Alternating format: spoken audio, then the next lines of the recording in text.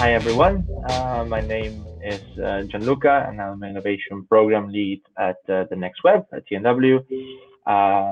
Today, as for the whole TNW Transform Couch Conference, we'll be talking about transforming ourselves into building a future-proof skill set. And today, we'll be discussing the key to success in the current and future times with a real insightful thinker, Roanne van Voorst. She's a writer, journalist, podcast maker, and speaker. Also, Roanne is an anthropologist of the future. So yeah, maybe you can tell us a little bit more what it does mean to you to be an anthropologist of the future, and yeah, you can take it away. So I'll now disappear from your screen, and we'll see you later. See you, Gianluca. Thank you so much for the introduction. Yeah, I'm an anthropologist of the future, and that sounds like a very odd job because I think anthropologists are known to go to exotic places all around the world and then sit with the people and try to understand a social problem from their eyes, which is exactly what I do. Only nowadays I work mostly in companies, still sometimes on exotic places. What I have been trying to do over the past 15 years or so is basically looking at a sustainable future. And when I started to do my research, I started with sustainable environments. So I went to Greenland and lived in Inuit villages. And I really wanted to understand how can these people live in a future where the ice is melting, where everything is changing and they can no longer hunt. And then I went to Indonesia and to other places to understand this as well. And then slowly my research gaze shifted towards sustainable humanity. So amidst technology and amidst polarization and amidst automation and amidst AI, what can we do to stay humans? What are the capabilities that we need to thrive now and in the future? And the way I do this as an anthropologist is mostly by long-term field work, also by a lot of literature research. I do a lot of interviews with people. I really try to look around. And as I'm not your typical researcher, I don't like to just write down all of my comments and ideas in research reports that nobody ever reads, unless perhaps my colleagues. Instead, I really want to put it into practice, which is why I have co-founded a company or a platform named Hatch. And at Hatch, we future-proof people and companies. So basically what I find in my research, what I learn about what we really need to learn, all of us as a society, and I'll explain exactly what we need to learn in the practice of Hatch. We actually teach that to people and to companies. So I just want to tiny little glimpse today. I only have 20 minutes and there should also be some time for your questions. I want to help as good as I can. So looking at the societal trends, I want to mention just a couple of important ones and then explain how they will impact our companies and probably also your work, your daily work, right? So the first thing I want to mention is the fact that we are already becoming what experts call hyperconnected. And if I say experts, I don't just mean my academic colleagues. I also mean consultants like the McKinseys of this world. I also mean the futurists. I'm myself a board member of the Dutch Future Society, so I spend a lot of time thinking with future thinkers and building scenarios for companies and governments. And if I talk to these people, what you see is that one of the most important trends is the hyperconnectedness of this world, which will only increase. Now, this means traveling. We all know how Corona arrived because people travel all over the world, which has great advantages, but also risks, right? Then there are the financial markets that really connect companies with one another, so that if one financial market or a company collapses at one side of the world, your company might have the same issues or be really, really impacted by it. And then there's the constant influx of new information. We all have internet, we can all find anything everywhere. We can just Google it. We can connect to like-minded people in conferences like this. Again, this is great, but there's also a risk. And the risk has to do with the fact that while we are hyper-connected, we are not really connecting. And I'm sure you've heard about this. We find it difficult to connect because we feel that we get all the news, but we don't really know what is fake news and what is real news. We have heard many, many times over the past weeks that we apparently live in bubbles where we cannot reach each other. So it becomes really hard to know what is real, whether your truth makes sense, whether your predictions make sense, whether your strategies make sense. Now, what futurists and my colleagues, academics, thinkers about the future really see happening is that we will have more uncertainty in the future. That we will have, for example, more short contracts, and this might be in housing or it might be on the work floor where you will only be hired for 3 months or for 1 year.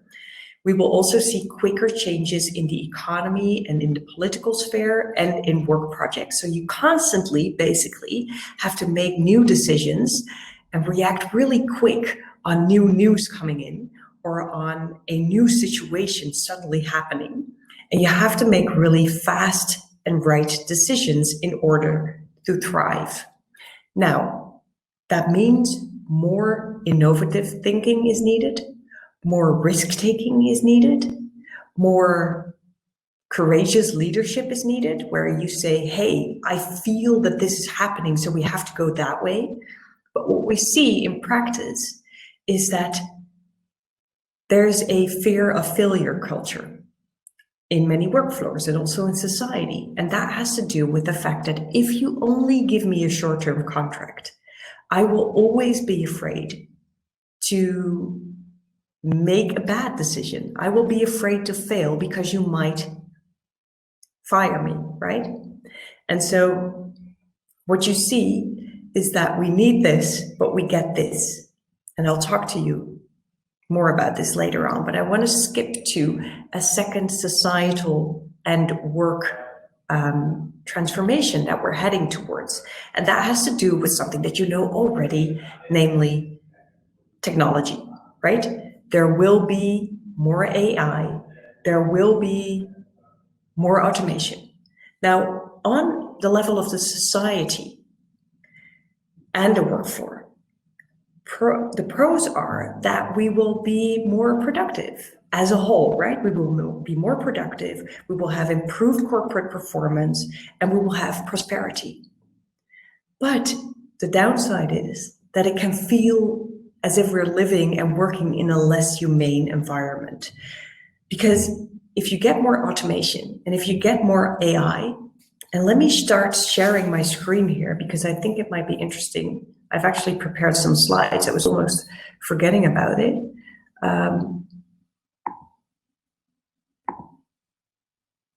Can you now see my slides? No. Let me check if I can do this again. There we go. There we go. So if you work on a work floor where suddenly there are so many more algorithms doing the jobs that you were doing, then can you imagine that it feels weird? Can you imagine that it might feel alien even? And I'm going to give you an example of that, a very personal example, actually. The example is, I was parking my car, I was stopping with my car to pick up my stepson, and I did not leave the car, and I waited for him about 20 seconds before he left the house and stepped into the car. Now, I got a fine afterwards, and I didn't understand because I never parked there. I was just picking up somebody. But the problem appeared to be when I called to the office, to the police office, they said, well, that wasn't a police officer because he would have made an exception for you. This was an algorithm finding you. And unfortunately, we cannot turn back that decision. This is how the system works. Now, you can imagine that if that would be the case in the work floor, you would feel less empathy, less exceptions, less ambiguity, less connection, and perhaps it might feel rigid, right?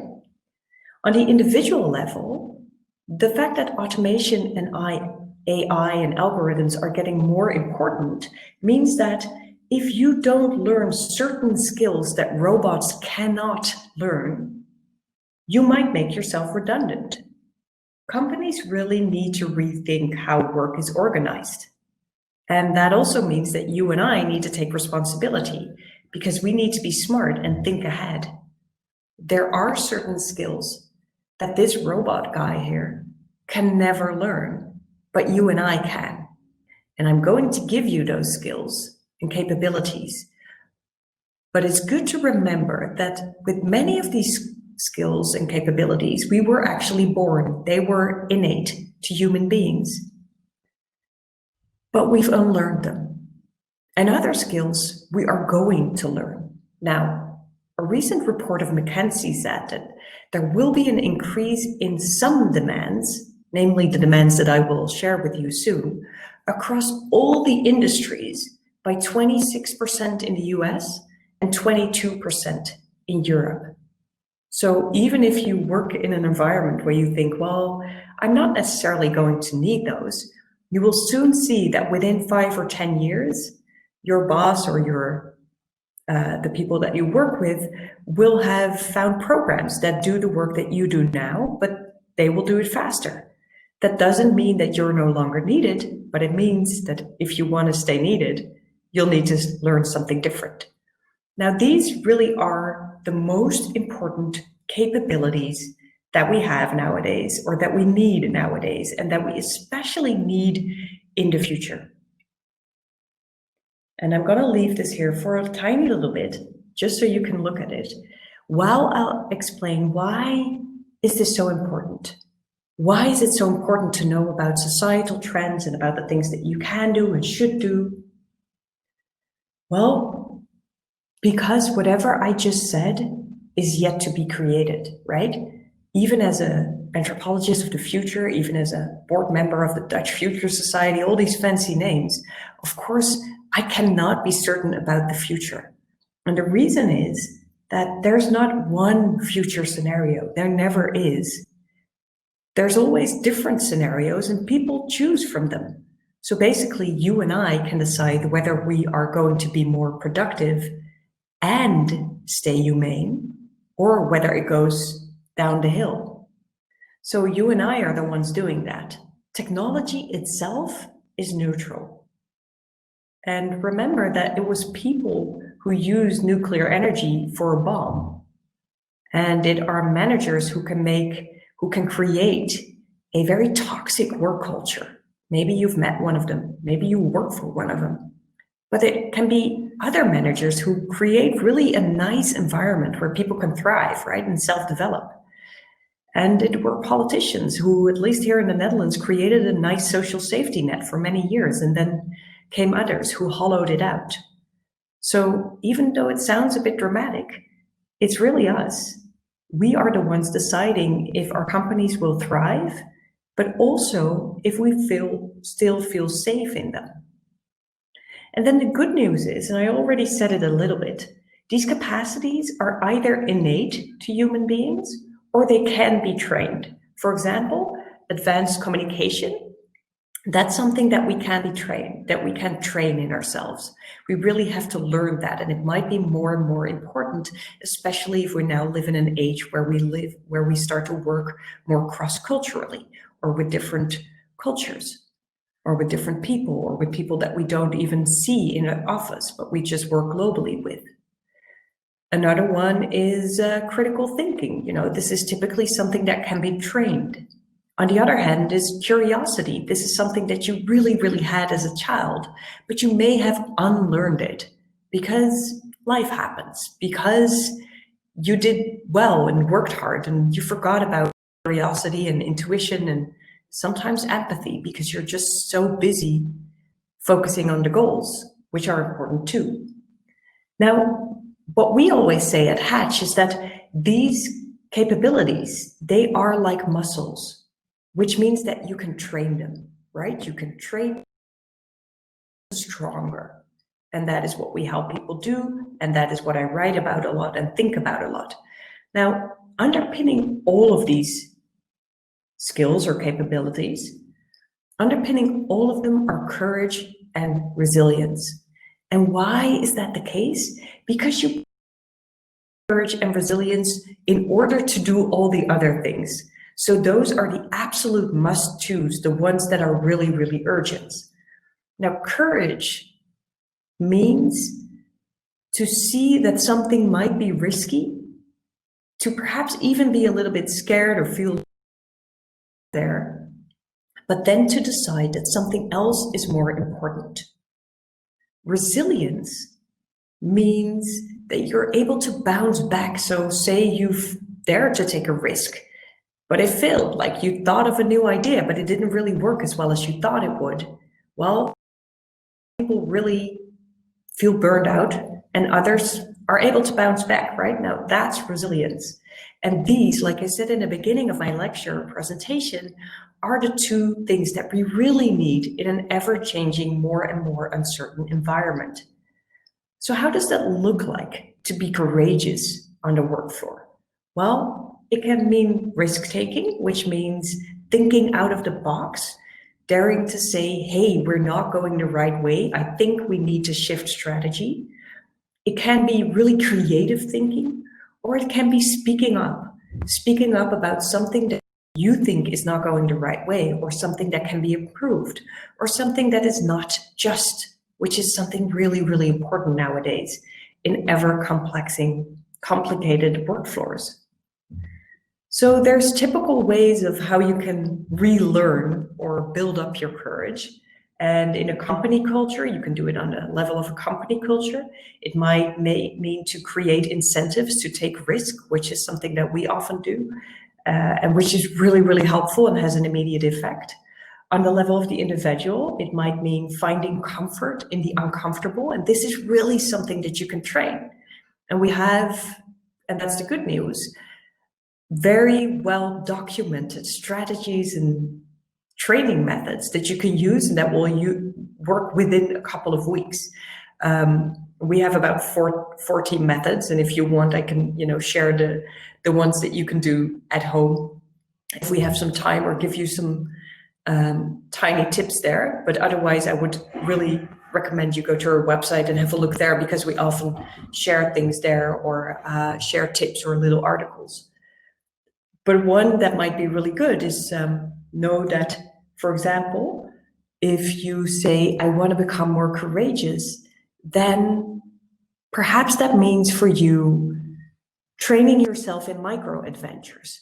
Perhaps it means, even if you want to become more courageous and say you want to get to work and really speak up for yourself during a meeting, you want to share your idea, but you've always find that hard because there are other more dominant people in the room, then know that you can train that by basically training something else, namely just training your fear muscle, training your courageous muscle. And that means perhaps for you that you practice in a different environment. You might practice by going camping if you find that scary. You might practice by taking the car more often if you have a fear of driving. You might practice by saying hi to everybody in the street. Whatever it is that you find scary, if you do that consistently for a couple of weeks, and they don't have to be big things, they can be small things, but just enough to make you feel uncomfortable, then you will find that it suddenly becomes less hard to speak up during a meeting.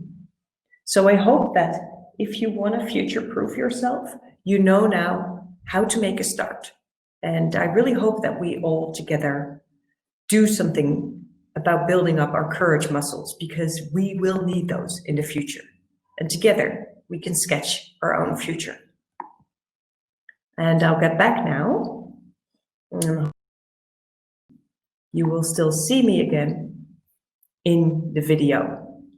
And I would be ready to take in some questions, because I think we still have 10 minutes And Gianluca, if you tell me if I can just take the questions or...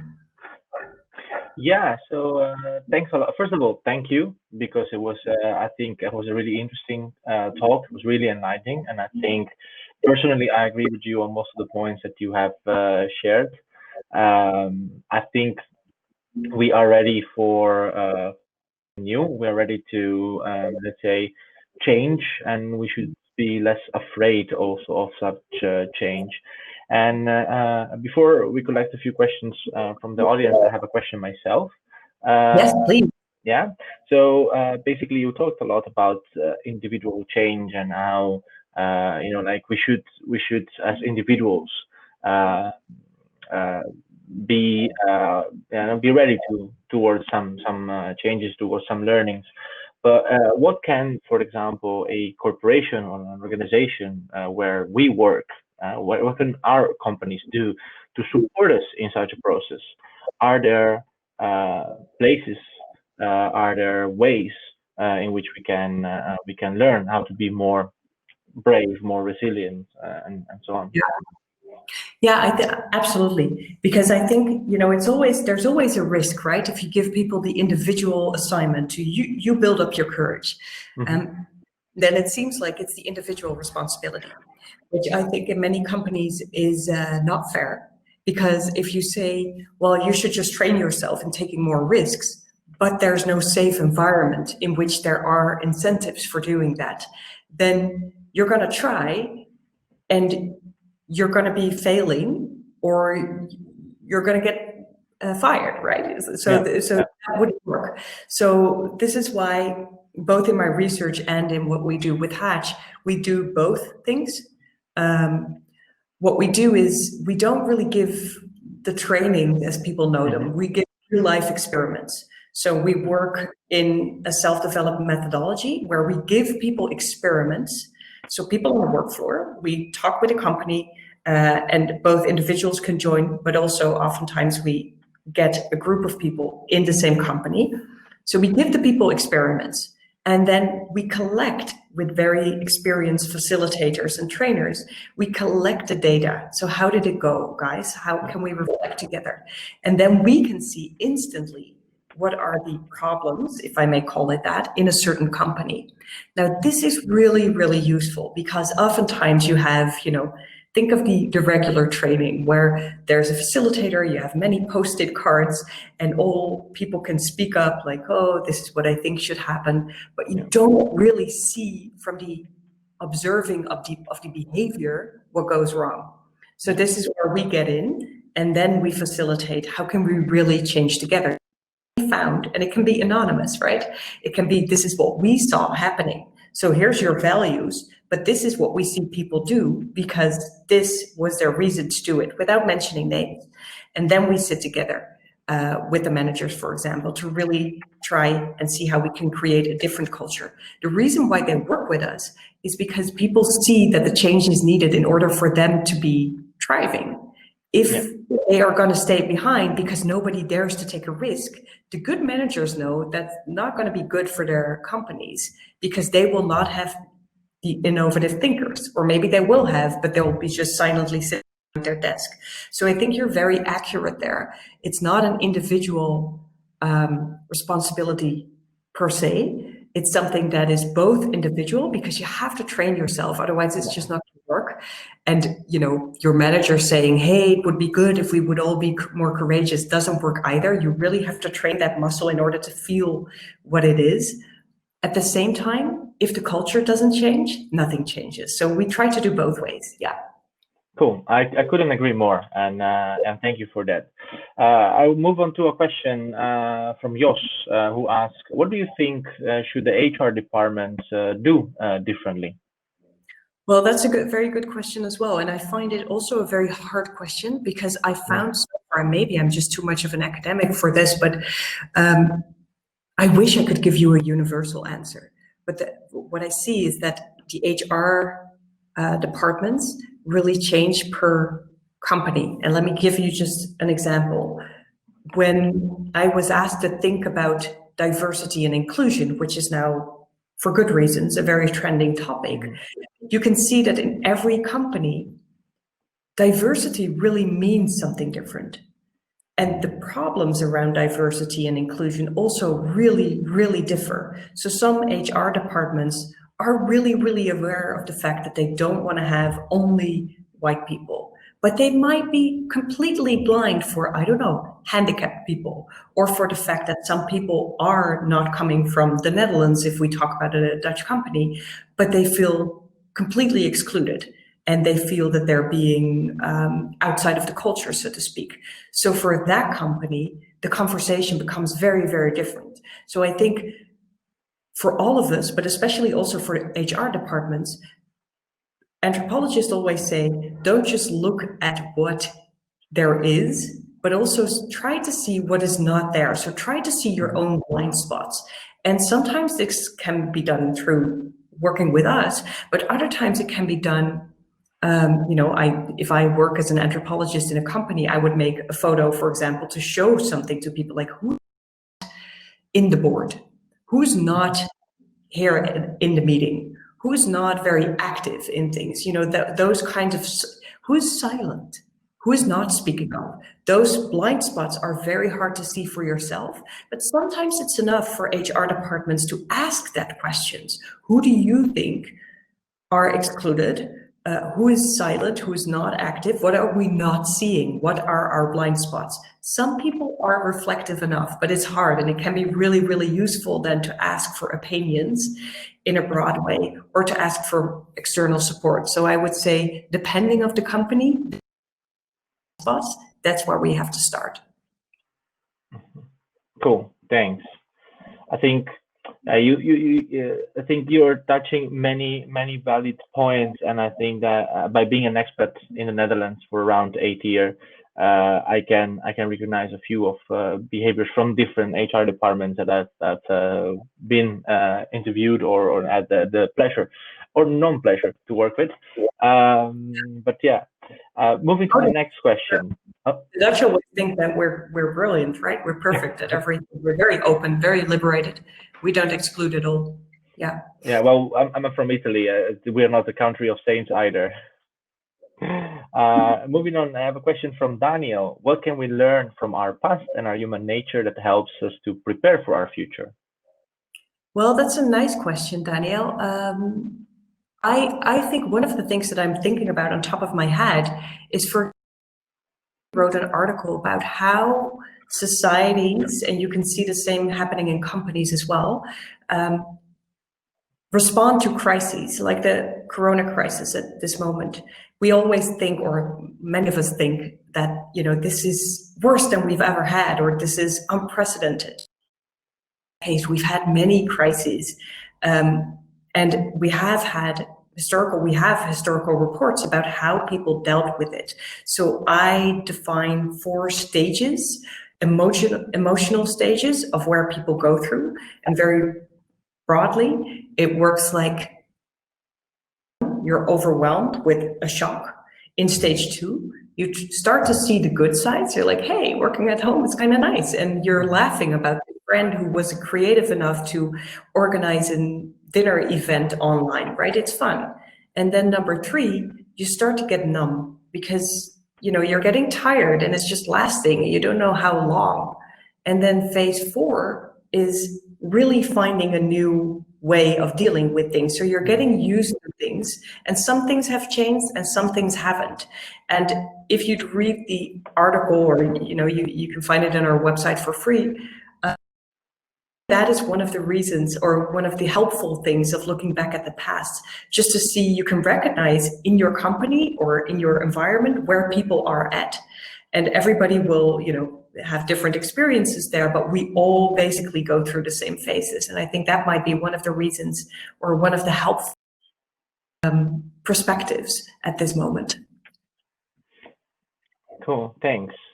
I think we are out of time, but if you're okay with it, we have one extra question, and I would like to ask it. So if it's fine, also for our audience there. So the question is from Fleur, and Fleur asks, how do we see the rise of leaders such as Trump, Erdogan, and Putin in relation to the inspirational and new type of leadership that we are aspiring at?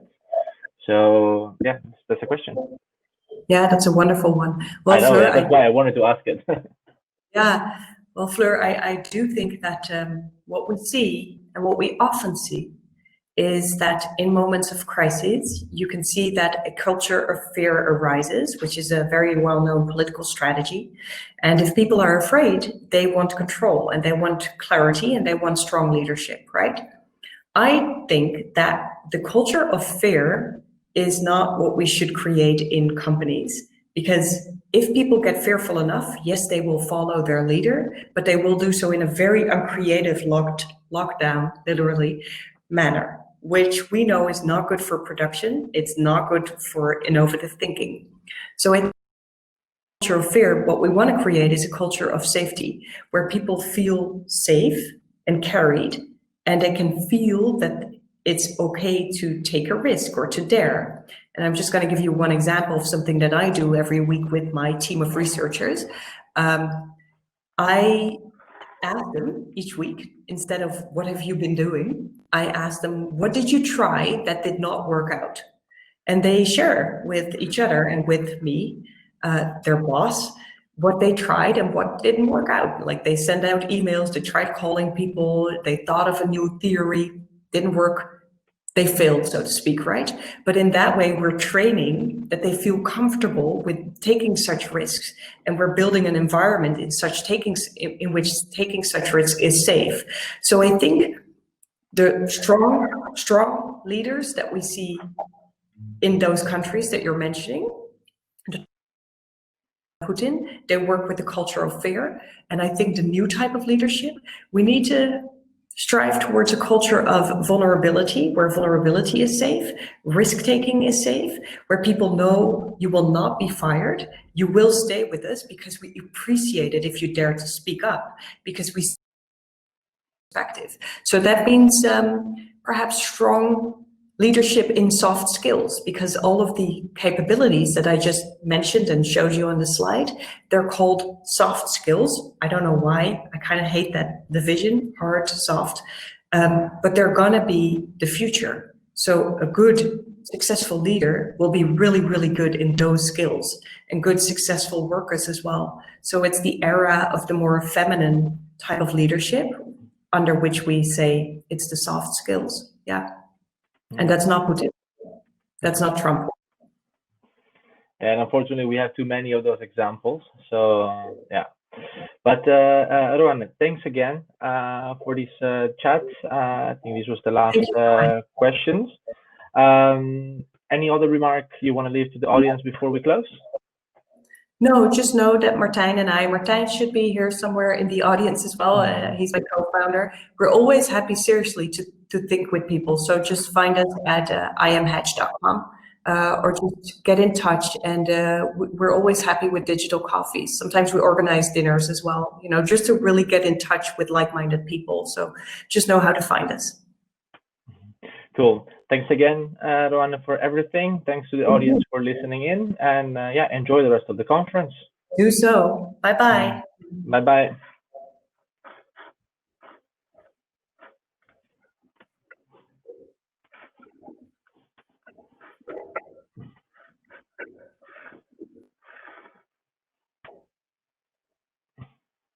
Okay, that's nice.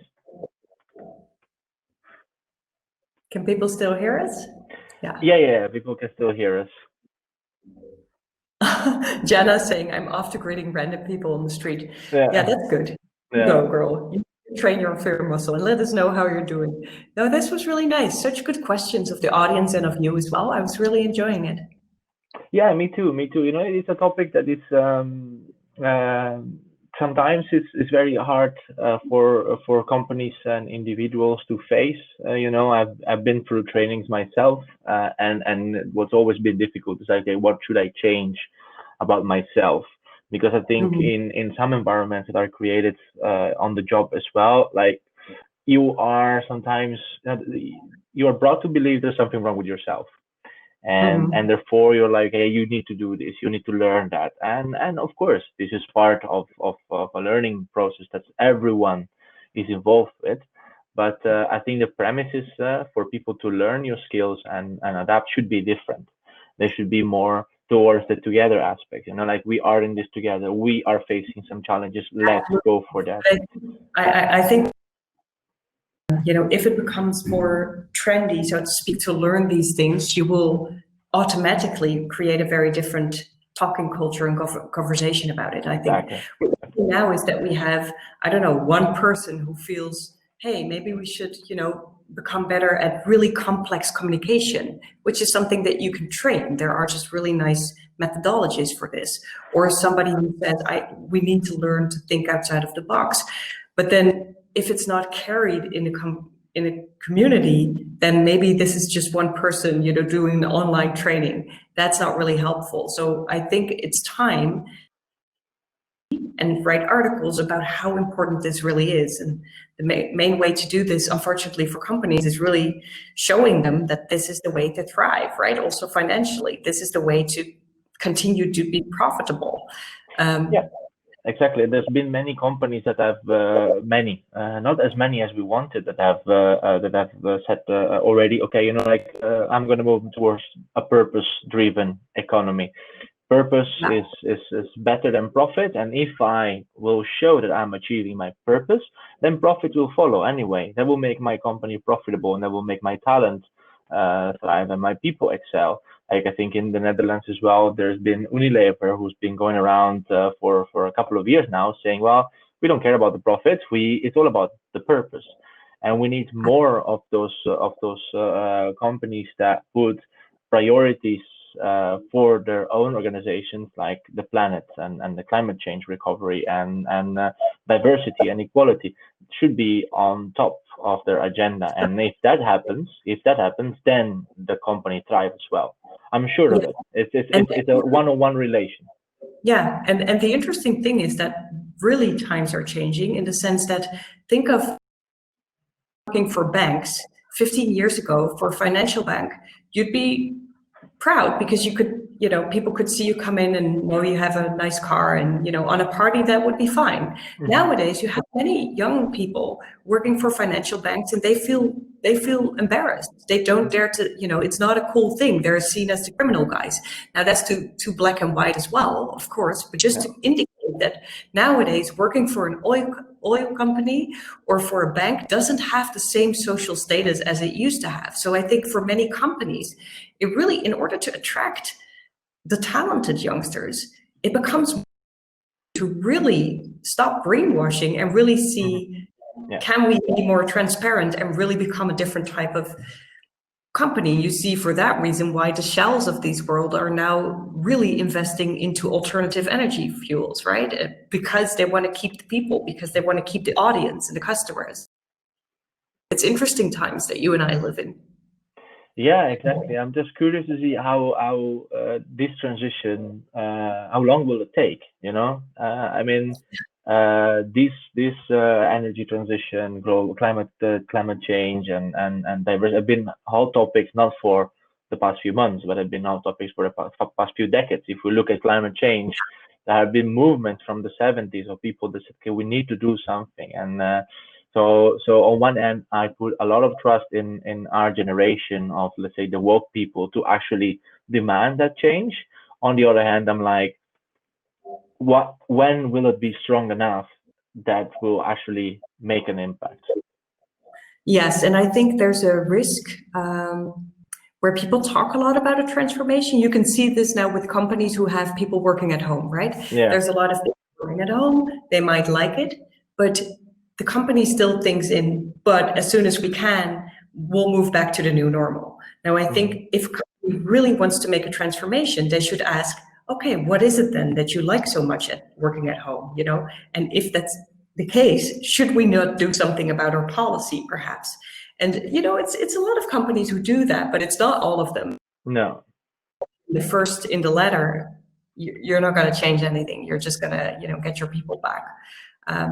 So it's not an obvious thing, but I think it does feel like one of those momentums where you can really have an impact by doing what you can. So I think you guys with the conference are really perhaps pushing in the right direction.